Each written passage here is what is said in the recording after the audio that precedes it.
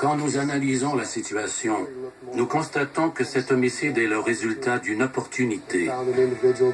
Ils ont trouvé un individu qu'ils pouvaient dominer en nombre et en armes. C'était un crime facile à commettre.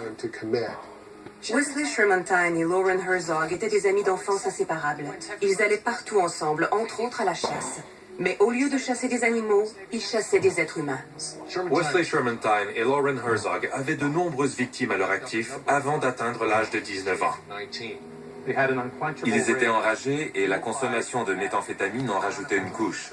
Cette rage se manifestait à travers le vol et la convoitise, peu importe les opportunités, et cela comprenait le meurtre.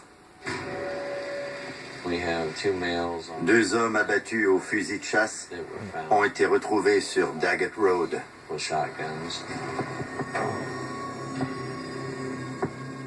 then you drove down to where it kind of dead ends. And did you guys come back, or did you just stop there? I think we turned around and came back the other way. Lauren Herzog et Wesley Shermantine aimaient chasser les êtres humains.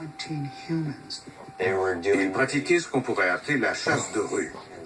Ils sont alors tombés par hasard sur deux hommes qui étaient assis dans leur voiture. Howard King et Paul Kavanaugh. So Wesley thought, you say he charged the car? Yeah, I walked up to him. Which side did you walk up to first? Drive that. And then what happened? They started shooting. What kind of gun did he have? 12 years. How many times do you think that shot totaled him? Must have tried killing me. Nous n'avons jamais obtenu de déclaration de sa part que nous aurions pu utiliser lors du procès.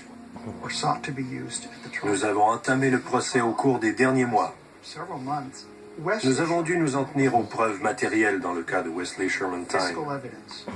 La loi nous empêchait d'utiliser toute déclaration qu'avait faite Lauren Herzog contre Wesley Shermantine.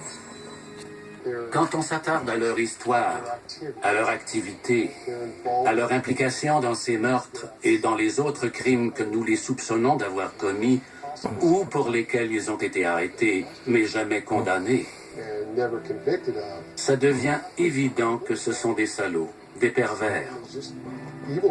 Comment pouvaient-ils vivre impunément de cette façon? Qui sait? Si on ne les avait pas arrêtés, peut-être continueraient-ils à tuer des gens aujourd'hui.